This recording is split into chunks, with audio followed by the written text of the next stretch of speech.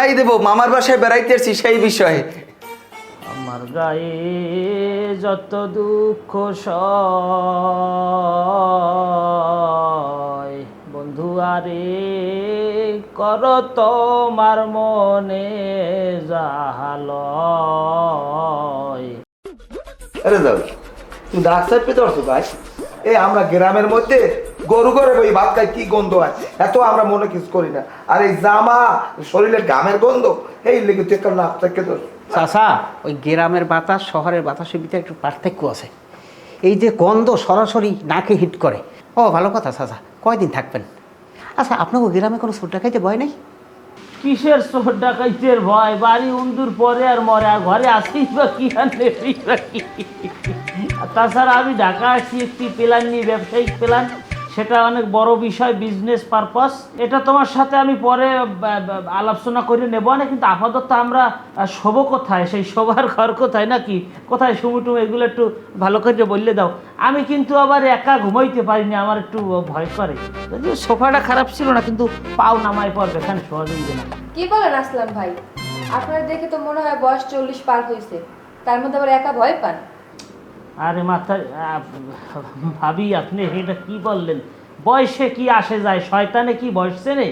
দেখা গেছে আইসে রাত্রেবেলা আমারে কি করে যাও গাড্ডা মটকাই দিলে, তখন কি বয়সে আসে যায়? হ্যাঁ, যাই হোক, তাহলে আমি আর নিজাম চাচাই কি মানে কোথায় কি শুইতে পারি, এই ব্যাপারে যদি একটু মাসরা করা যায়।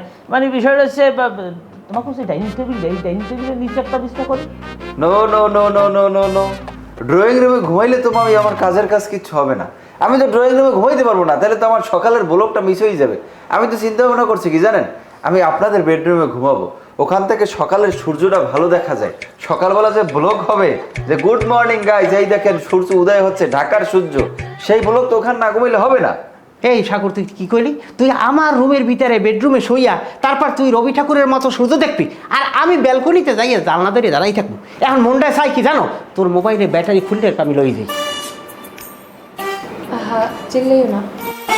শোনেন চাচা, আমাদের বাসায় তো বেডরুম একটা আর ছোট একটা স্টোর রুম আছে, সেখানে না হয় সে থাকতে পারবে, কিন্তু আপনারা দুজন। স্টোর রুম নাউজুবিল্লাহ আস্তাগফিরুল্লাহ, যেখানে মুন্দুর তেলা চড়াতায় হেইয়ে না আমার নাতিরে ঘুমলো বাবা।